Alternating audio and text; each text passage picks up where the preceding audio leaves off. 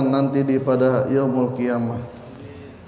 Para hadirin yang dirahmati oleh Allah Subhanahu wa taala, pada kajian kali ini kita akan membahas tafsir sufi.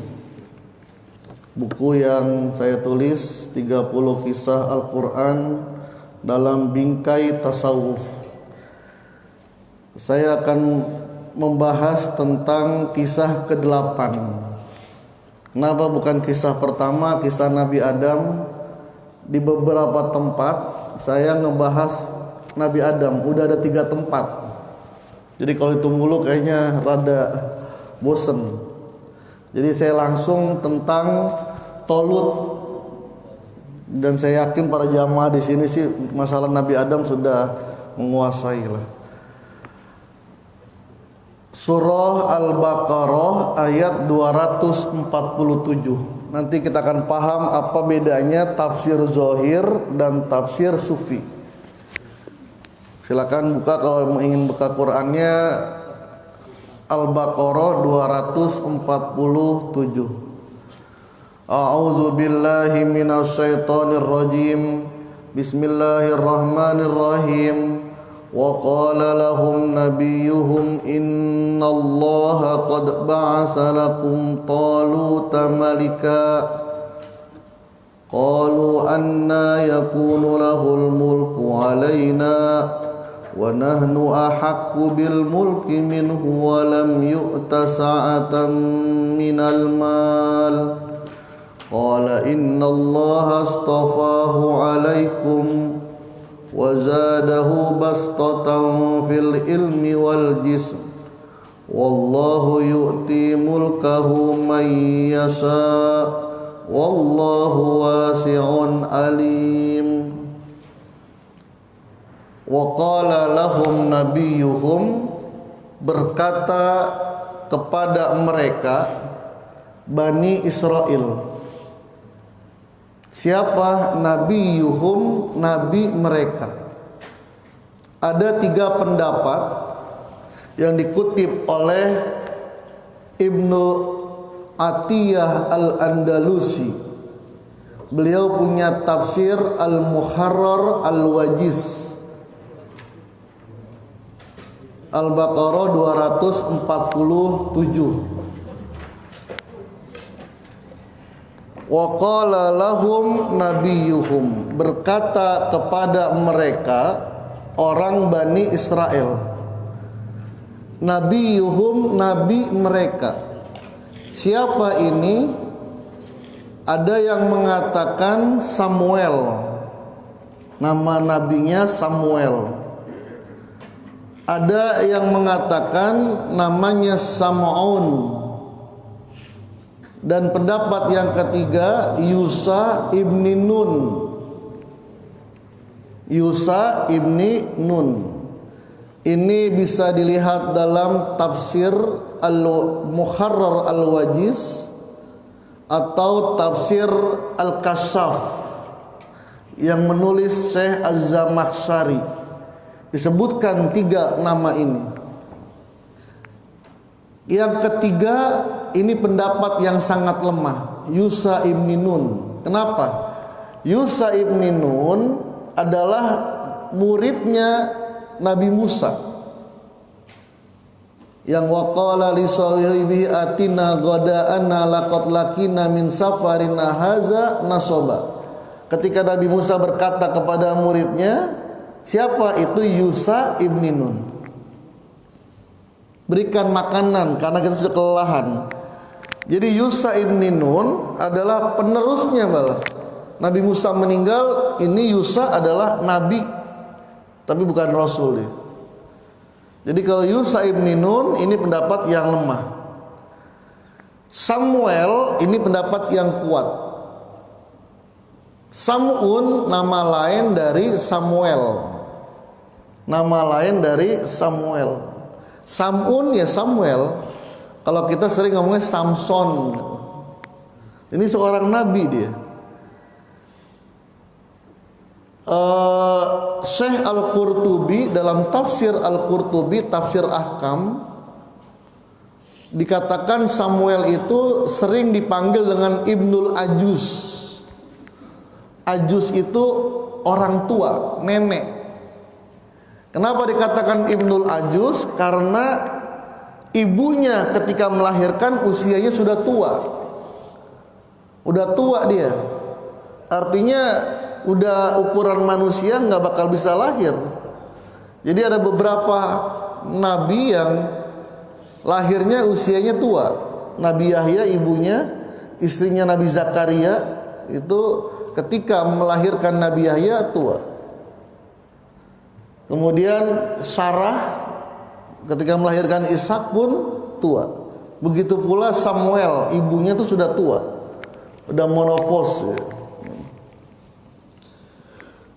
Jadi ketika itu Bani Israel dijajah oleh pasukan Jalut, kalau Inggrisnya Goliat.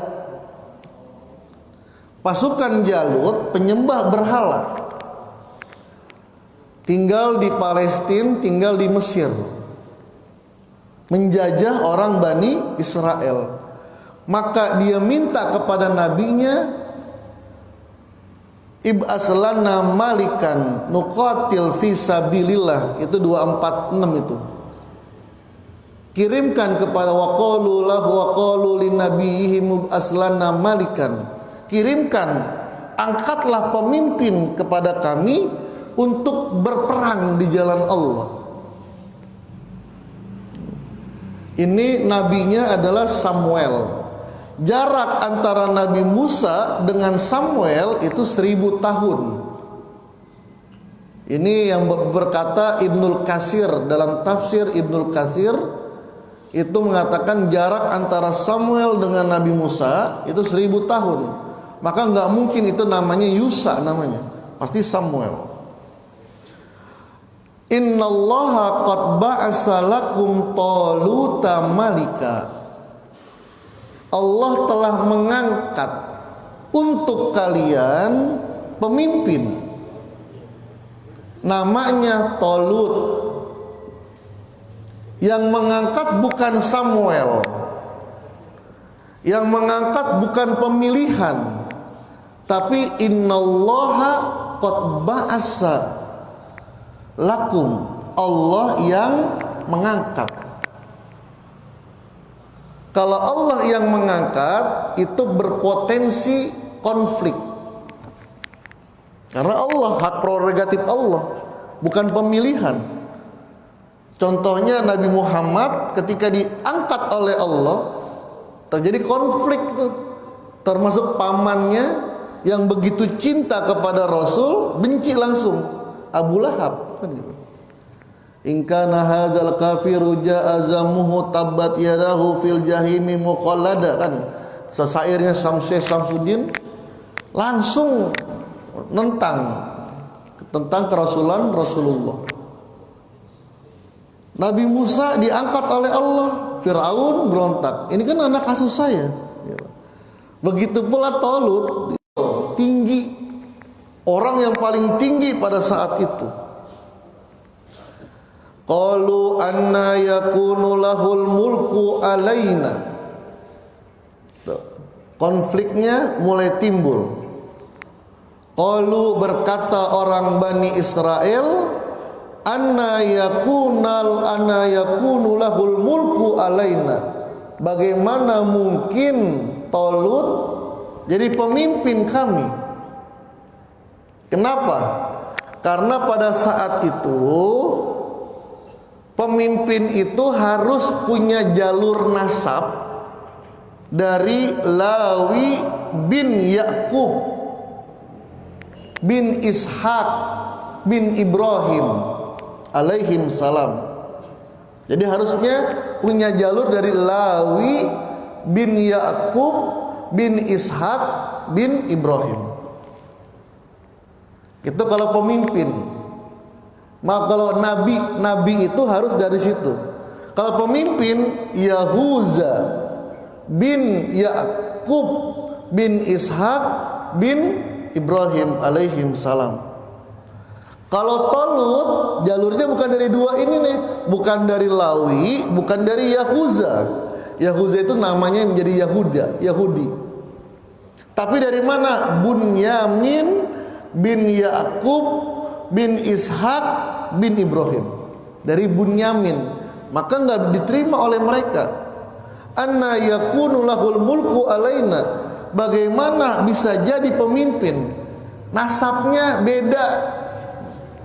Jadi dari zaman dulu itu nasab sangat dijaga.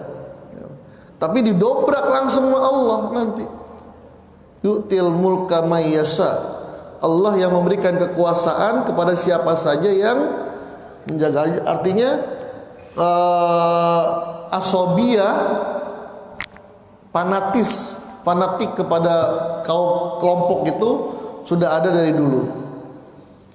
Wa nahnu ahaqqu bil mulki minhu. Kami lebih berhak menjadi pemimpin. Kenapa? Di antara kami ada keturunannya Yahuza bin Yakub bin Ishak bin Ibrahim.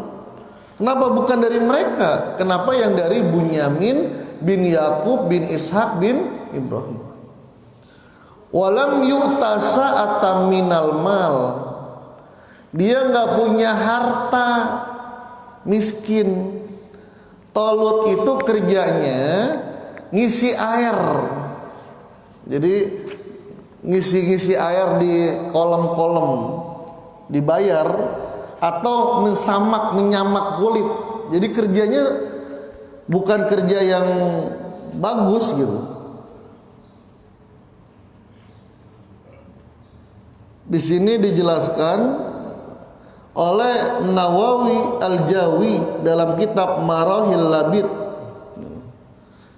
Kemudian dijelaskan juga oleh Ibnul Katsir. Dia itu bukan orang kaya, orang yang miskin.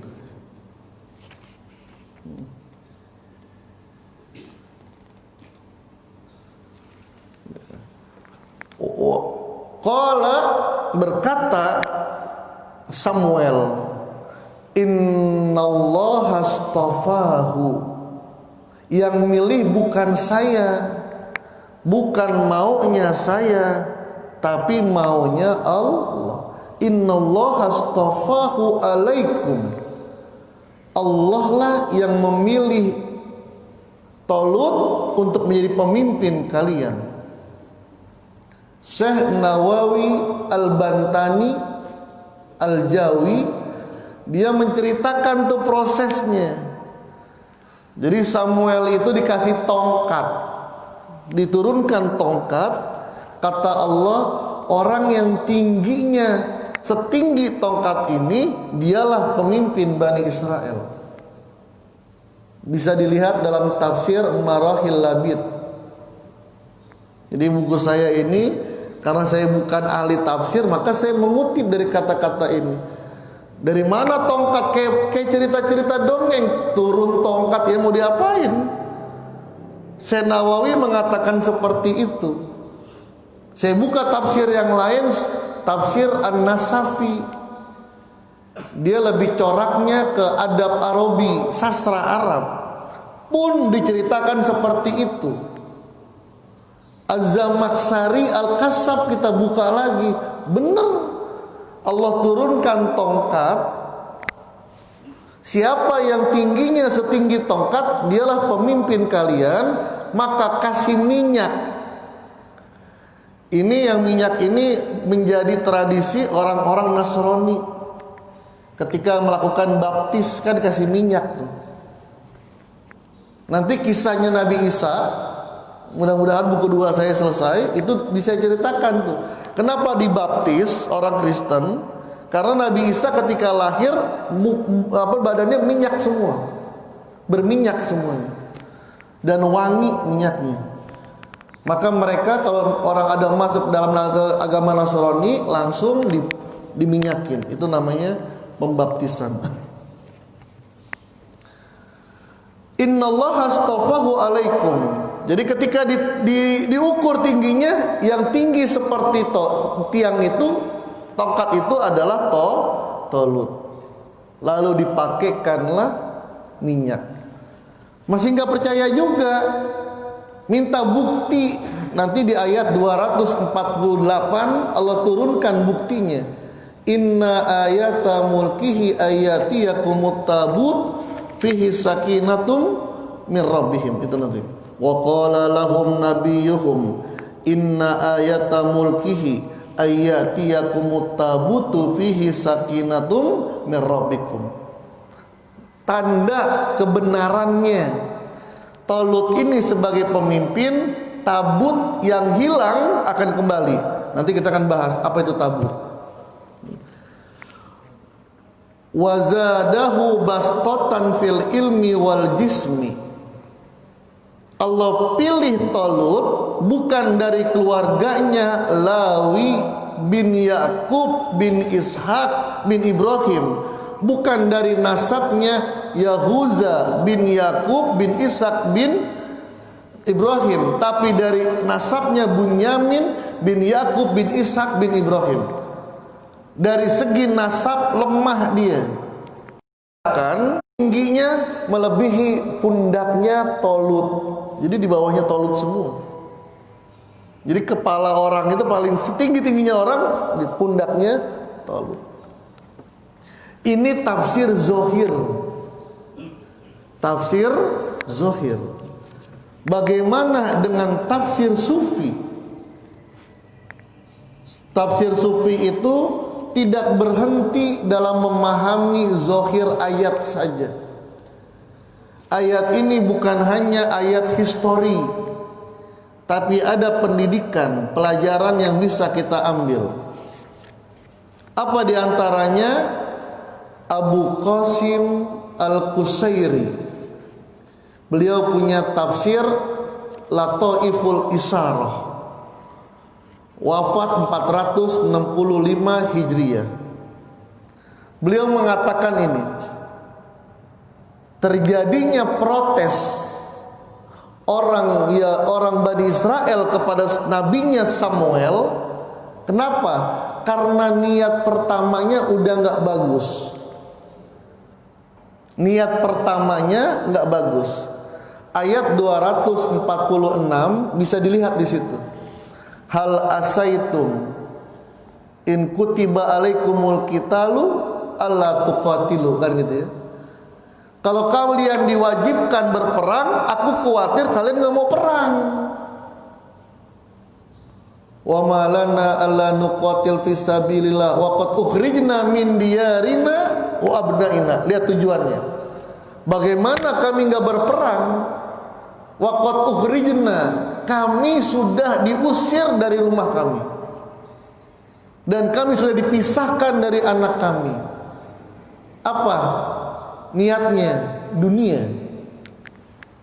Maka kata Abu Qasim Al-Qusairi, orang yang melakukan sesuatu niat awalnya untuk duniawi, maka akan tampak nanti, akan terlihat. Tapi ketika niatnya lillahi ta'ala, sudah, walaupun nanti di pertengahan tergoda, tertipu oleh setan, bisa kembali. Beda. Kenapa orang Bani Israel seperti ini? Karena niat awalnya bukan karena Allah. Kalau benar, bagaimana kami nggak berperang? Itu kan perintah Allah. Itu lillahi ta'ala. Wa malana ala nuqatil fisabilillah wa huwa amrun minallah. Misalnya gitu. Bagaimana kami nggak berperang di jalan Allah? Itu kan perintah Allah. Tapi mereka mengatakan wa malana alla nuqatila fisabilillah wa qad ukhrijna min diyarina wa abnaina. Kemudian Al-Imam Al-Qusairi mengatakan kemuliaan orang itu nggak bisa dilihat dari zohirnya. Innallaha akhfa awliya'ahu baina ibadihi. Innallaha akhfa awliya'ahu baina ibadihi. Allah menyembunyikan wali-walinya, kekasihnya di antara hamba-hambanya. Jangan menilai orang dari luarnya saja. Bisa jadi dia adalah orang yang dipilih oleh Allah. Bagaimana menyikapi orang-orang para wali yang jazab? Saya ambil contoh misalnya Habib Sekhon kan Jazab tuh, atau Gus Ja'far yang mana-mana pakai celana pendek, atau ke Wonosobo ada siapa yang di kemah itu Mbah Panani Jazab. Menghadapi orang seperti itu tidak boleh menghina, tidak boleh merendahkan, tapi nggak boleh diikutin, nggak boleh diikutin. Lagi mabuk dia, mabuk sama cinta kepada Allah, nggak boleh. Jangan jamaah sini ada mobil coret-coret, ngapain coret-coret ngikutin Habib Sekhon? Nggak bisa. Bukan makomnya, belum makomnya. Jadi bahkan Syekh Abdul Qadir Al-Jailani mengatakan, kalau engkau bertemu dengan orang kafir non-Islam, katakan dalam dirimu, orang itu bisa lebih mulia dari saya ketika hidayah turun kepadanya. Kalau sampai dalam hati kita mengatakan saya lebih mulia daripada dia, maka perjalananmu sudah dekat, sudah hampir sama dengan perkataan iblis. Kenapa iblis dari makhluk yang mulia? Wa iz qala rabbuka lil malaikah. Kenapa Allah berkata lil malaikah, sedangkan pada saat itu ada satu makhluk yang bukan malaikat dari bangsa jin. Siapa namanya? Azazil. Nanti di bab pertama saya jelaskan itu. Kenapa Allah berkata wa isqala rabbuka lil malaika, tapi Azazil nggak disebutkan, sedangkan Azazil hadir pada saat itu. Pendapat yang paling masyhur, Azazil yang pada saat itu kemuliaannya melebihi kemuliaan malaikat, maka dimasukkan Azazil sebagai golongan malaikat. Nggak mengatakan wa isqala rabbuka lil malaikati wa Azazil, enggak. Kenapa sebut malaikat? Sudah masuk dia. Itlaqul juz'i li iradatil kulli, menyebutkan sebagian untuk semuanya, asal semuanya masih kategorinya sama dengan bagian yang disebutkan. Azazil karena dia mengatakan ana khairu minhu, aku lebih mulia dari Nabi Adam, maka namanya berubah langsung dengan iblis. Balasa, terputus dari rahmat Allah. Cuman ucapan ana khaira minhu, 3 kata, ana khaira minhu, saya lebih baik dari dia, dari Nabi Adam. Langsung Allah turunkan makomnya dari makom yang tinggi sampai makom wakana minal kafir. Ini tafsir sufinya yang dijelaskan oleh Abu Qasim Al-Qusairi. Berbeda dengan tafsir Al-Jailani yang menulis Syekh Abdul Qadir Al-Jailani. Jadi Syekh Abdul Qadir Al-Jailani ini kebanyakan kita mengenal beliau karomahnya saja. Syekh Abdul Qadir karomahnya, kalau Fatihah kirim kepada Syekh Abdul Qadir, karomahnya banyak. Ternyata karomah beliau lebih banyak dari segi keilmuan. Karya beliau banyak, luar biasa. Kenapa? Karena saya fokus dalam kajian beliau. Disertasi yang saya tulis adalah tentang Syekh Abdul Qadir, membandingkan tentang zikir dalam pandangan Syekh Abdul Qadir, tafsir Al-Jailani dengan Syekh Utsaimin, itu Wahabi, bandingkan. Jadi Syekh Abdul Qadir punya kitab namanya Al-Jailani, tafsir Al-Jailani. beliau mengatakan, inilah kebesaran Allah. Allah punya sifat al-mudabbir, melakukan apapun. Dari manusia yang profesinya kasar, kerjanya tukang kasar, kasar kerjanya, tukang ngisi air, kemudian tukang nyamak kulit. Kalau Allah berkehendak, diangkat setinggi-tingginya. Al-Mu'izzu, Al-Mu'izzu, Allah lah yang memberikan kemuliaan.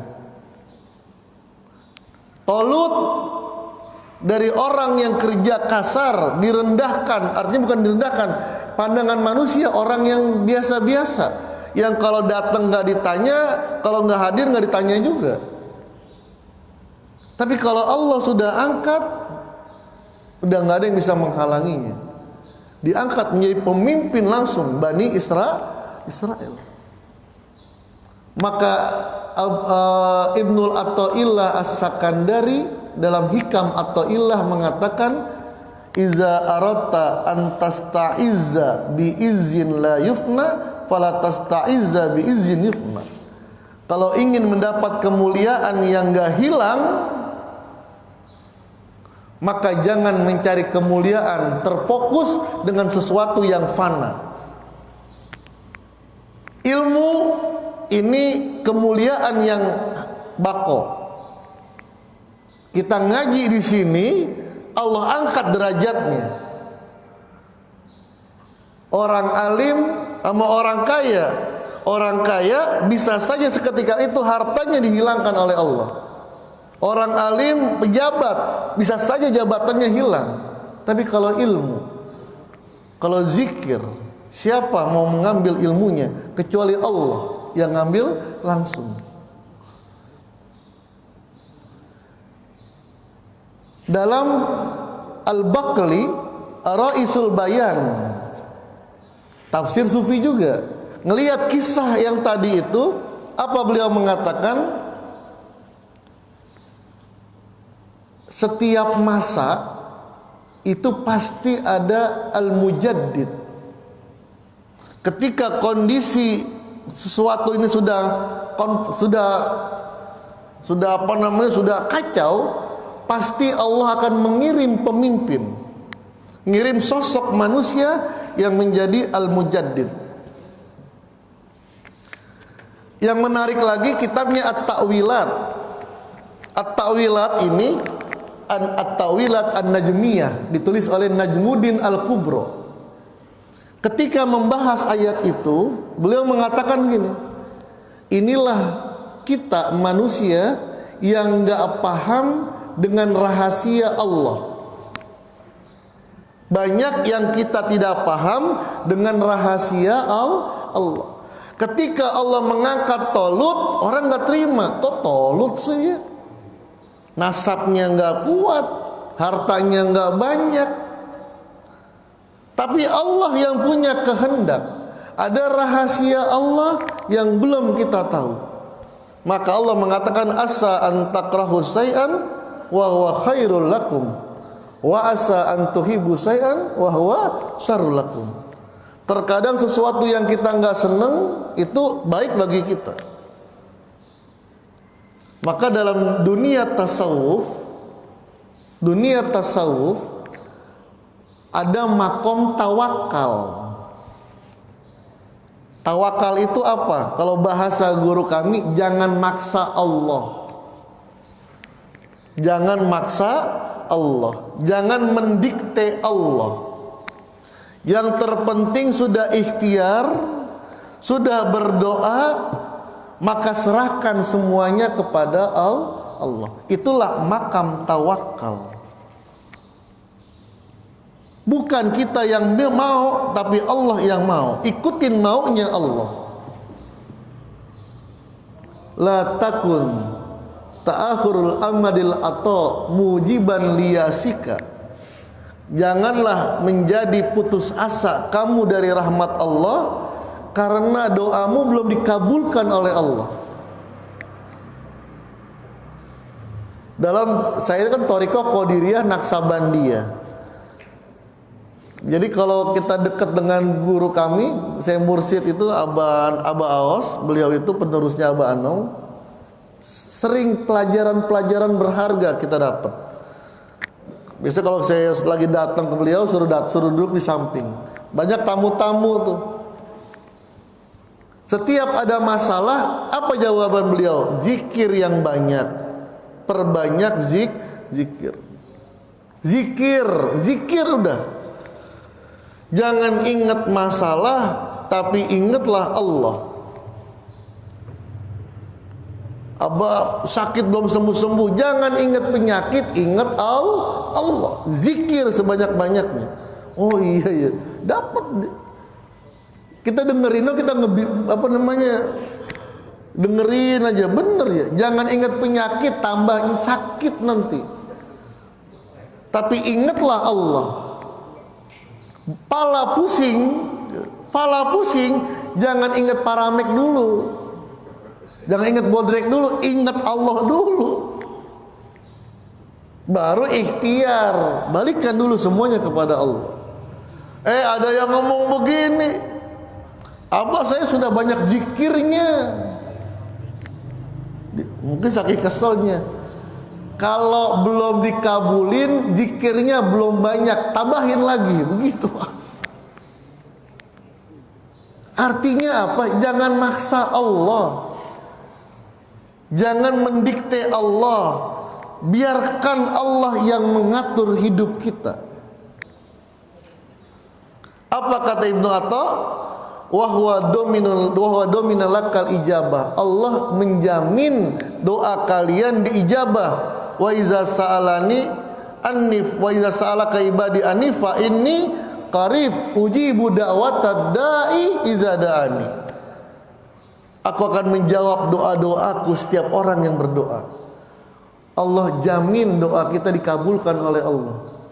Cuman catatannya fi waqtil ladzi yurid la fi waqtil ladzi turid. Di waktu yang Allah inginkan, bukan di waktu yang kita inginkan. Di waktu yang Allah inginkan, bukan di waktu yang kita inginkan. Kenapa? Karena Allah yang tahu mana yang bagus. Saya kasih contoh. Kita punya anak SMP, nangis-nangis sama kita minta dibeliin motor. Jangankan motor, mobil kita beliin. Emang baru dapat gusuran kan begitu misalnya ya. Emang baru dapat gusuran, jangankan motor, mobil dikasih. Tapi orang tua sayang sama anak. Kalau anak masih baru-baru gedenya kayak gini dikasih motor, pergaulannya terlalu bebas. Maka kata bapaknya, jangan motor dulu nak, sepeda aja. Nangis dia, sepeda aja. Nanti kalau kamu kuliah, jangankan motor, mobil bapak kasih. Tahu orang tua mana yang maslahat untuk anaknya. Begitu pula Allah. Fima yakhtaruhu laka la fima tahtaru li nafsik. Yang Allah kabulkan apa yang Allah pilih, bukan apa yang kita pilih. Bukan yang kita mau, tapi apa yang Allah mau. Contoh lagi, anak kita sakit gigi. Anak sakit gigi, cucu sakit gigi, kita bawa ke Alfa.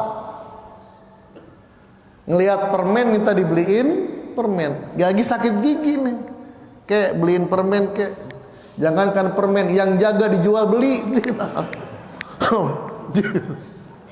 Kakinya, buat kakeknya. Tapi kakeknya sayang. Kalau dibelikan permen, tambah sakit dia. Jangan permen, nak, roti saja. Ditukar sama bapaknya, ditukar sama kakeknya. Kenapa? Kakeknya lebih paham, bapaknya lebih paham kemaslahatan anaknya. Itu yang tanya. Itu catatannya orang yang berdoa kepada Allah. Rahasia Allah semuanya sudah. Rahasia Allah. Jadi banyak orang-orang yang tidak paham dengan rahasia Allah Subhanahu wa taala. Ya, udah hampir seperempat jam lagi selesai. Kita buka pertanyaan. Mungkin ada yang ingin ditanyakan, dipersilakan.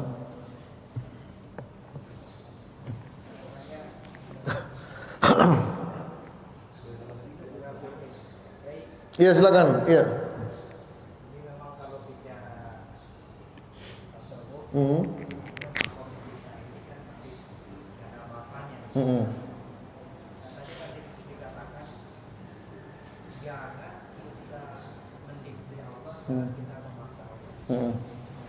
Keseharian kita dalam berdoa ini kan pengennya ya mungkin maksa. Iya. Itu kadang beliau katakan ya apa kita minta aja, misalkan kita minta sesuatu, misalkan duitnya belum cukup, dalam doa itu ya Allah kita pengen beli ini tapi duitnya belum cukup, tambahin ya Allah. Iya, bagus. Sebetulnya kita awal ini doa yang cocok itu ya, maksudnya yang memang di tingkat awal ini harusnya seperti apa? Baik. Baik. Kalau saya membahasakan ini ya, saya mengilustrasikan dengan pesawat. Kalau kita naik pesawat, sampainya akan sama. Cuman di pesawat itu kan ada kelas-kelasnya. Ada kelas-kelasnya. Sampainya akan sama, tetap sama. Cuman fasilitasnya kelas. Ada kelas ekonomi, kelas bisnis, kelas eksekutif taruhlah, atau di kereta lah kalau di pesawat bisnis. Itu nyampainya sama. Itulah yang dikatakan tingkatan ikhlas. Tingkatan ikhlas. Maka yang dikatakan oleh Dr. Lutfi Fatullah benar, nyampe, nggak salah gitu, nggak salah. Cuman kelasnya beda. Kita berangkat nih ke Bali. Cuman kelasnya beda. Saya di ekonomi, Pak Ketua di eksekutif di bisnis. Sama nyampenya, tapi fasilitas ketika ada perjalanan beda. Saya bangkunya sempit, makanannya juga dikit, gitu. Apa itu? Pertama, kalau yang kelas ekonomi itu orientasinya masih dunia. Ibadah orientasinya masih dunia. Duha minta rizki, baca yasin, bisnis lancar. Itu nggak salah, nggak salah itu. Emang Allah yang nyuruh. Sedekah biar hartanya bertambah, emang Allah yang nyuruh. Masalul ladzina yunfikuna fisabilillah kamasali habbatin ambata sab'as sanabila fi kulli sumbulatin mi'atu habbah. Enggak salah. Enggak salah seperti orang itu. Duha, malah Rasul yang nyuruh salat duha kalau pengen rezeki lancar. Man qara'a suratal waqiah fi kulli lailatin lam yusibhu faqah. Barang siapa yang membaca surah Waqiah setiap malam, maka dia tidak akan mendapatkan kesusahan. Itu orientasi dunia, enggak salah. Tapi kelasnya masih kelas ekonomi. Masih ikhlas juga namanya, masih ikhlas. Kelas yang kedua, bisnis lah. Kelas bisnis bangkunya lumayan besar, makanannya mulai agak banyak, gitu. Itu mereka orientasinya bukan dunia, tapi bagaimana akhirat, sorga. Bagaimana ibadah saya memasukkan saya ke sorga dan menghindarkan saya ke neraka. Itu pun nggak salah. Kenapa? Karena Allah menceritakan tentang sorga dan neraka. Washabul yamini mashabul yamin fi sidri mahdud wa talhim mandud wa zilib. Di sorga jelaskan. Jadi kalau orang ibadahnya untuk masuk sorga, nggak salah gitu. Nggak salah. Pengen hindarin dari neraka pun tidak salah. Kelasnya kelas bisnis. Ibadah nggak mikirin dunia dah, nggak mikirin dah. Emang dunia udah semuanya ada misalnya gitu ya. Atau memang udah nggak mau mikirin dunia, ngapain gitu lah, udah umur begini dah, akhirat aja, naik tuh bisnis. Yang ketiga eksekutif, wah udah dah, ibadahnya karena kecintaan kepada Allah. Kenapa ibadah lillah?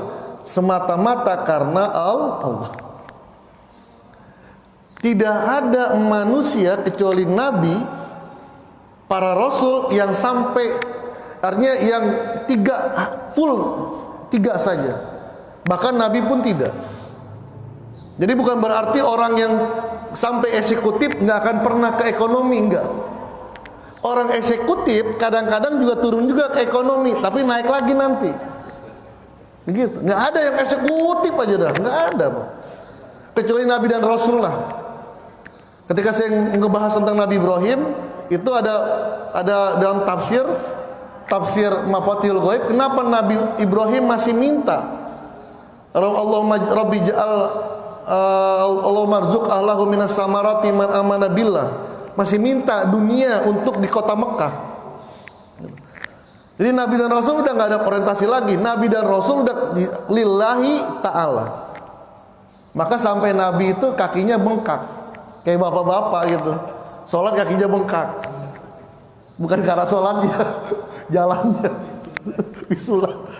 Jadi untuk kita, Pak Haji, untuk kita ini nggak ada nih eksekutif aja dah. Terkadang kita turun ke bawah, tapi nggak lama naik lagi.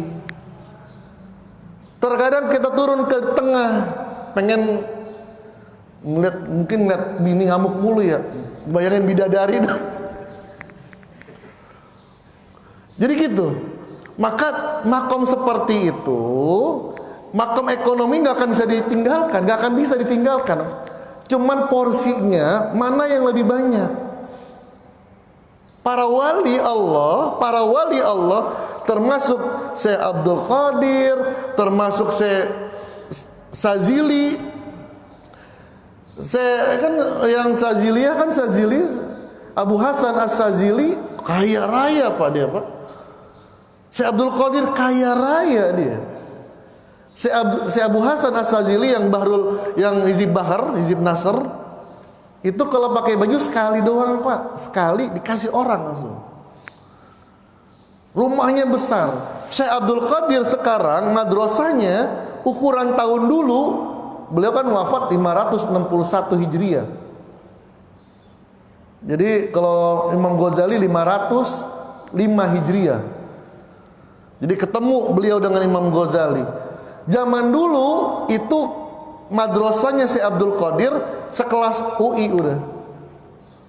Trisakti udah bangunannya.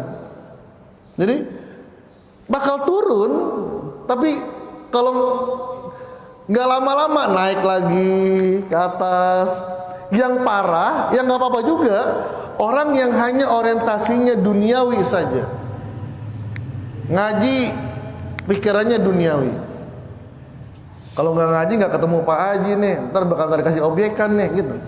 Tapi masih bagus. Kalau saya nggak sholat duha, kayaknya urusan susah nih.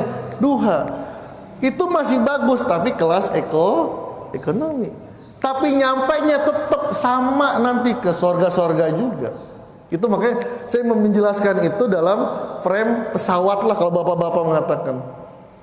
Saya di ekonomi, bapak ada yang di bisnis, bapak ada yang di eksekutif. Saya di ekonomi. Pas sampai sama, gak mungkin saya di atas turun, gak mungkin. Udah landing, pesawat udah landing, turun sama, cuman saya turunnya belakangan, bapak dulu. Bapak turun dijemput sama mobilnya bukan mobil bis. Kalau saya jalan kaki kan begitu, tapi tetap sama. Iya gitu ya. Mungkin ada lagi? Ya silakan. Berarti perbedaan itu yang ada kelas-kelas tadi. Sebetulnya kan semuanya udah berikhtiar. Tapi kenyataannya berbeda. Berarti perbedaan itu udah ketentuan Allah. Oke. Ya, ini baik. Apakah itu ketentuan Allah atau tidak? Ini kembali kepada qada dan qadar.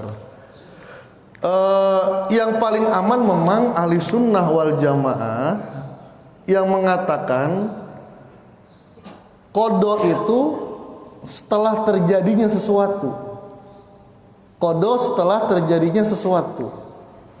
Qadar ketetapan Allah, tapi masih ada sangkut pautnya dengan kasab, usaha manusia.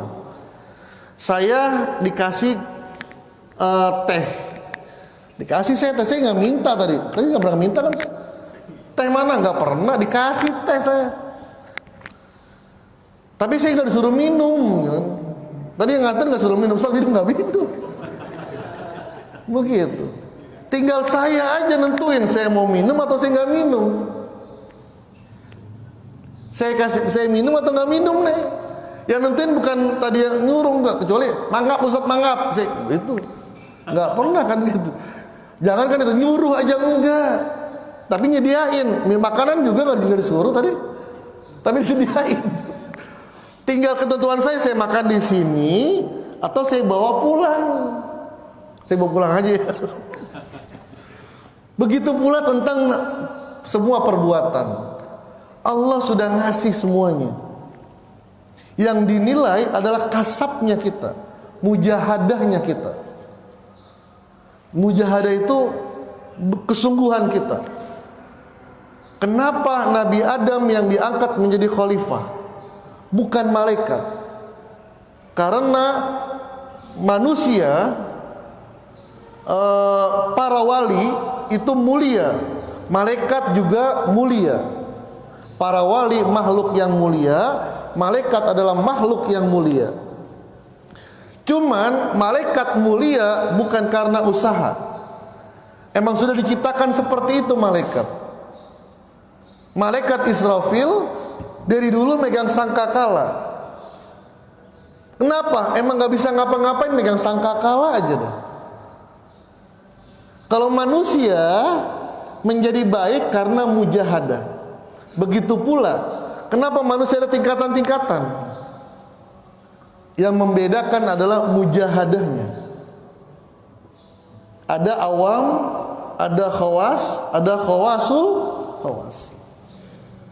Bukan Allah yang menentukan si A khawas, enggak. Syekh Abdul Qadir untuk menjadi khawasul khawas diriwayatkan 14 tahun, ada yang mengatakan 10 tahun. Dia meninggalkan kota Baghdad, melepaskan semuanya ke tempat yang orang nggak tahu dan dia nggak kenal siapa-siapa. Mujahadah, nggak dibayar murah. Rasulullah kenapa mulia? Karena ketika disambit oleh orang-orang Taif, turun malaikat.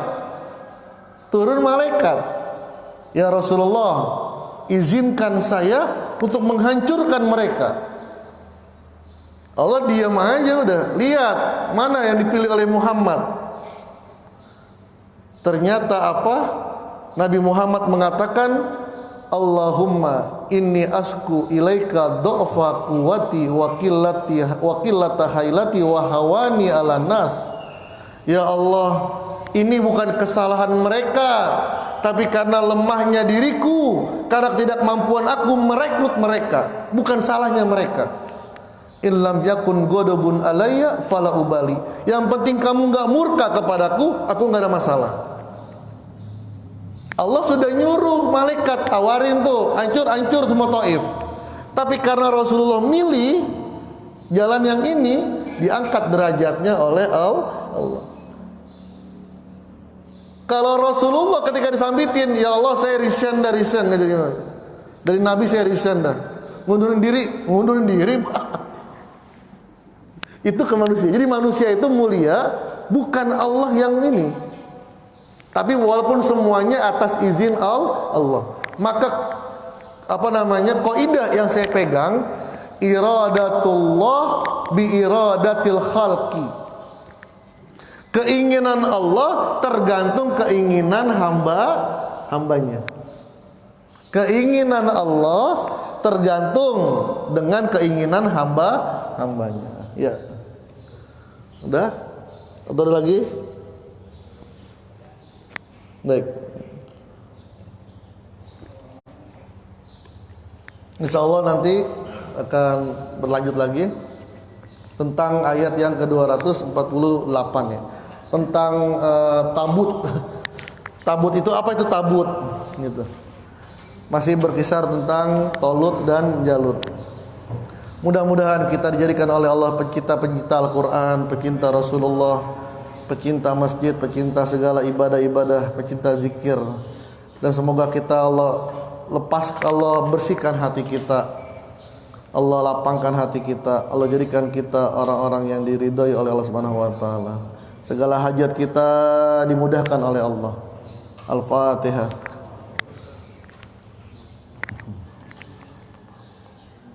Iyyaka na'budu wa iyyaka nasta'in. Allahumma bihaqqil Fatihah, bisirril Fatihah, mithl Fatihah. Ya farijal ham, ya kasifal qam, ya man yaghfir wa yarham.